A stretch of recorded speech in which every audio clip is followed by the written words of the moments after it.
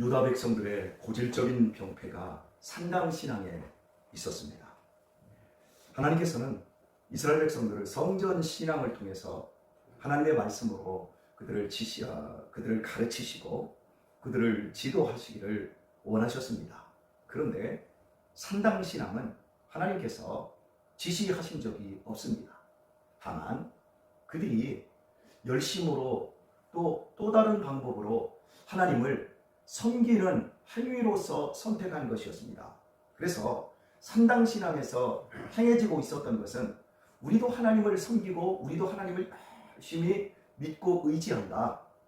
그런데 그 내용을 들여다보면 기복 신앙이었습니다.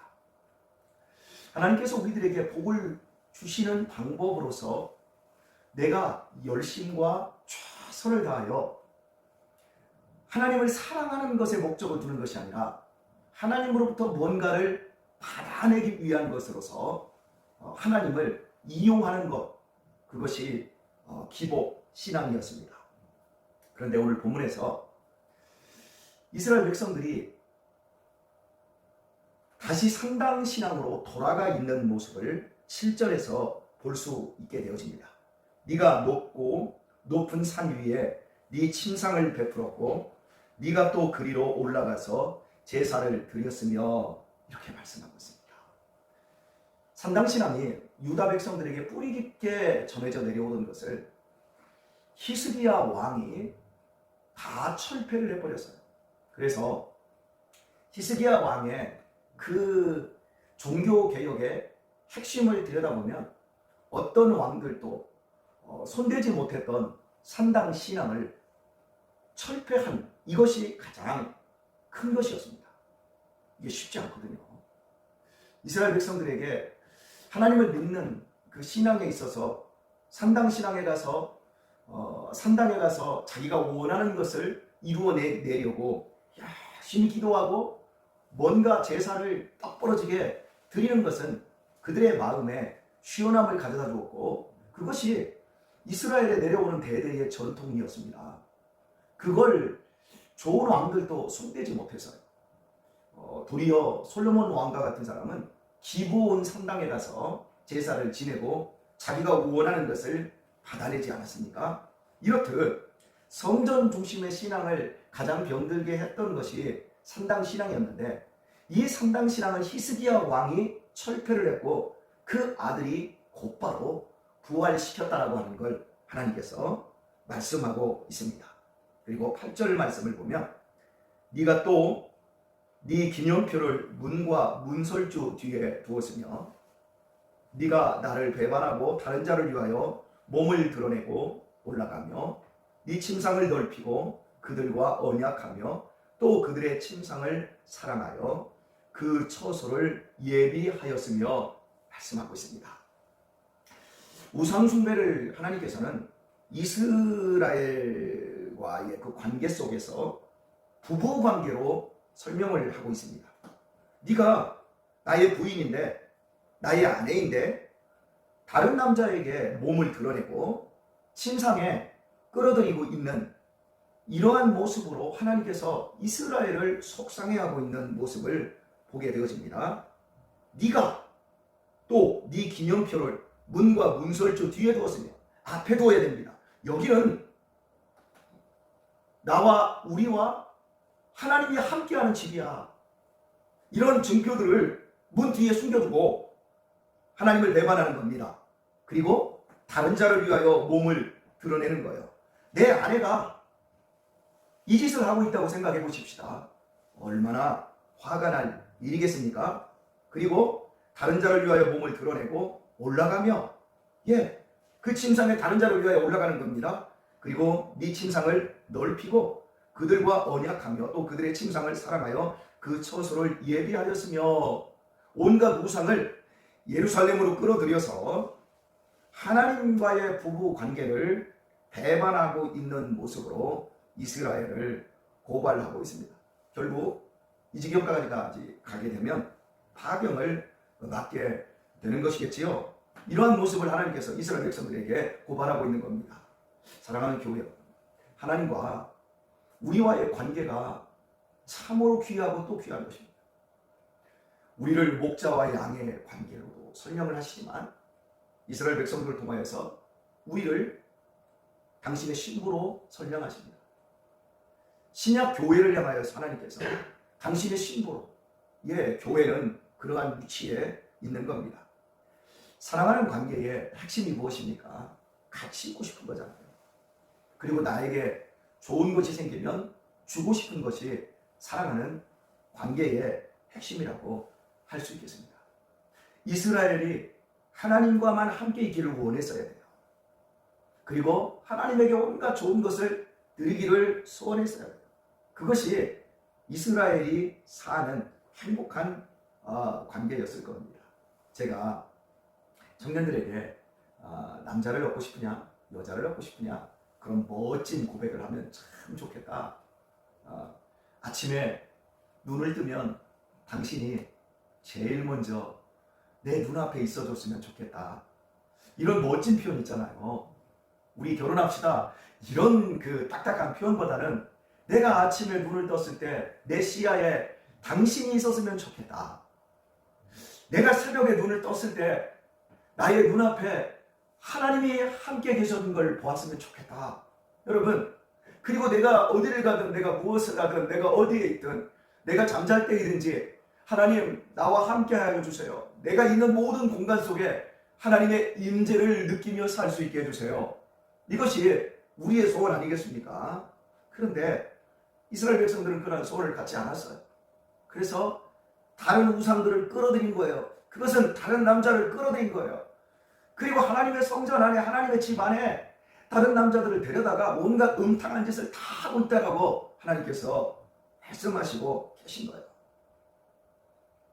그리고 그런 이방신들을 섬기는 그 모든 악한 행위들이 침상을 사랑하여 라고 말해요. 그것을 너무너무 사랑하는 거예요. 하나님을 마음을 다하고 뜻을 다하고 힘을 다하고 성품을 다하여 사랑하는 것, 그것이 이스라엘이 사는 법이었고 이스라엘의 행복이었는데 그것을 버린 것을 하나님께서 지적하고 계십니다. 9절 말씀을 보면 네가 기름을 가지고 몰렉에게 나아가되 향품을 더욱 더하였으며 네가 또 사신을 원방에 보내고 음부까지 스스로 낮추었으며 말씀하고 있습니다. 몰렉은 이방 신이지요. 먼 나라들과 외교 관계를 맺으려고 여러 가지 그 향품을 제공하고 또 그들의 비율을 맞춘 그 이야기를 하고 있는 겁니다. 보통 이 외교 관계에 있어서 가까운 나라들보다는 먼 나라가 더 친한 경우가 많습니다. 여러분, 우리나라는 일본하고 별로 안 친하지, 중국하고도 별로 안 친하지, 가까운 나라들하고는 별로 안 친해요. 그런데 먼 나라하고는 친해요. 왜 그럴까요? 가까이 있는 나라는 그동안에 싸운 경력이 너무 많아요. 여러분, 우리가 한 형제들이 집안에서 살면 많이 싸워요. 안 싸우고 크는 법은 없어요. 그런데 그렇게 싸우면서 친해지는 거죠. 외교 관계라고 하는 것도 가까이 있는 나라는 매번 막 치고받고 싸워요. 그러다가 결정적일 때는 손을 꽉 잡죠. 세계대전이 터졌을 때 그렇게 징글징글하게 미워했던 나라들이 한 손을 딱 잡는 거예요. 이런 그 관계인데 이스라엘은 가까운 나라든지 먼 나라든지 상관하지 않고 외교 관계만 맺을 수 있다고 하면 자신들의 자존심을 내려버리고 그들에게 납작 엎드리는데 어디까지 엎드립니까? 음부, 지옥 앞까지 그냥 엎드리는 거예요. 그 정도로 왜 그 다른 나라의 문물, 다른 나라의 그 종교를 끌어들이면서까지도 우리의 국방력과 경제력, 우리가 잘 먹고 잘 살 수 있다면 얼마든지 우리는 저 밑바닥까지 엎드릴 수 있다. 이런 거예요. 신앙의 자존심이라고 하는 것들을 다 팔아먹어버린 거예요. 내가 돈을 벌 수 있다, 내가 성공할 수 있다면 나는 저 밑바닥까지라도 엎드릴 수 있다. 이런 자세로, 이런 열심으로 이스라엘 백성들이 우상을 끌어들이고 다른 나라의 모든 그 외교 관계들을 만들어 갔던 거예요. 여러분, 이건 하나님이 원하는 것이 아니에요. 우리의 자존심을 내려놓고라도 우리가 나를 부인하고 내 십자가를 지면서까지라도 하나님을 섬기는 자리에 나아가는 것을 하나님이 원하시지, 신앙을 팔아먹으면서까지 지옥에 떨어지면서까지 하나님께서 우리가 잘 먹고 잘 사는 것 그거 원하지 않습니다. 근데 이스라엘 백성들은 하나님이 원하지 않는 그 짓만 골라서 하고 있는 이 모습을 보게 되어집니다.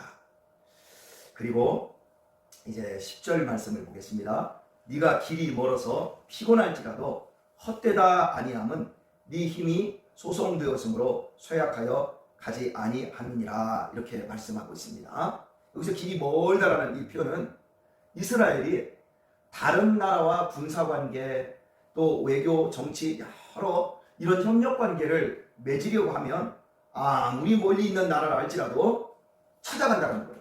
그것도 잔뜩 기대하고 그 기대하는 것 때문에 힘이 솟았다라는 말씀을 지금 하나님께서 이스라엘 백성들을 향해서 하고 있는 거예요.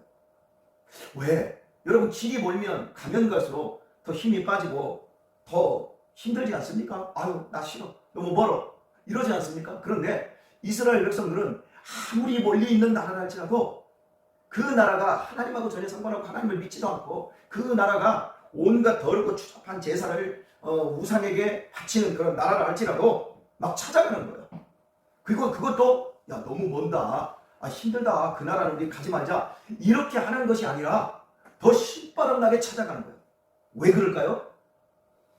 아무리 멀리 있다 할지라도 그 나라와 좋은 관계만 맺기만 하면 내 욕심을 채울 수 있기 때문에. 외국에게서 무엇인가를 들여오고 그들의 문물을 받아들이는 것에서 힘을 삼는 나라가 유다 백성이었어요. 그런데 우리가 알지 않습니까? 이스라엘 백성들의 힘은 누구지요? 하나님이잖아요. 나는 너희의 힘이다, 나는 너희의 하나님이다, 내가 너에게 모든 힘이 되어줄 것이고 너의 요새가 되어줄 것이고 내가 너의 피할 바위가 되어줄 것이고 내가 너의 방패가 되어줄 것이고 내가 너의 창이 되어줄 것이고 내가 너의 칼이 되어줄 것이다. 하나님이 이스라엘 백성들에게 그리 말하지 않았습니까?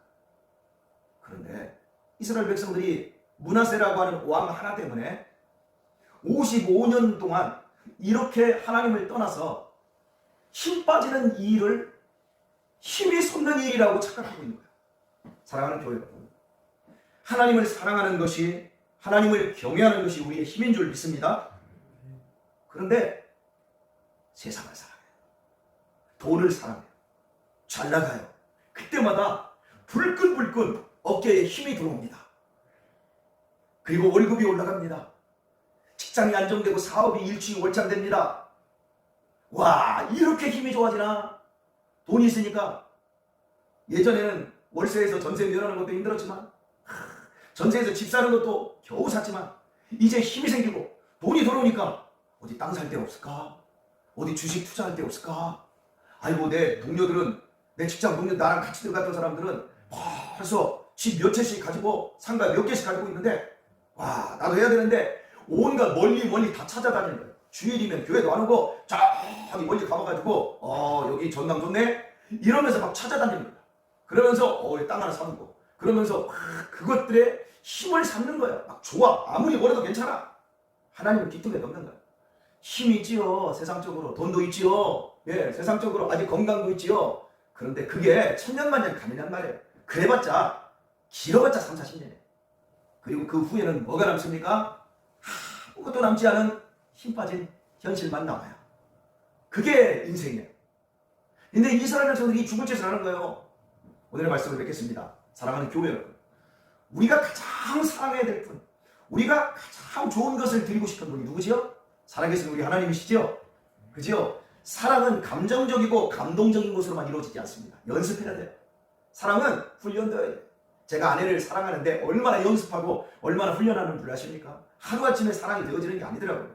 세련되게 훈련하고 열심히 연습했더니 지금 겨우 우리 아내가 저를 보면 싱긋싱긋 웃어주고 이 정도 말을 딱딱하게 하지 않고 이렇게 되어지더라고요. 예, 사랑을 얻는 게 쉬운 게 아닙니다. 절대적으로 우리 하나님 앞에 우리의 모든 삶을 다하여서 신앙의 힘을 드리고, 그리고 그 안에서 하나님을 사랑하는, 그래서 하나님께서 우리의 좋은 남편으로서 우리에게 복 주시고 우리를 기뻐하실 수 있는 그 삶을 우리가 살아야 될 줄 믿습니다. 그리고 하나님은 멀리 계시지 않습니다.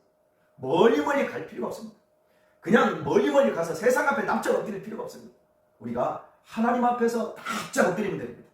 마음이 애통하고 심령이 가난하여서 하나님 앞에 하나님 난 내세울 것 하나도 없습니다. 나는 죄인입니다. 나 불쌍히 여겨주세요. 저는 죄인 중에 괴수입니다. 하나님 나 불쌍히 여겨주세요. 그러면서 하나님 앞에 엎드리는 것이 가장 큰 복인 줄 믿습니다. 그리고 우리의 힘은 다른 데 있지 않아요. 오직 하나님을 경외하고 사랑하는 데 있습니다.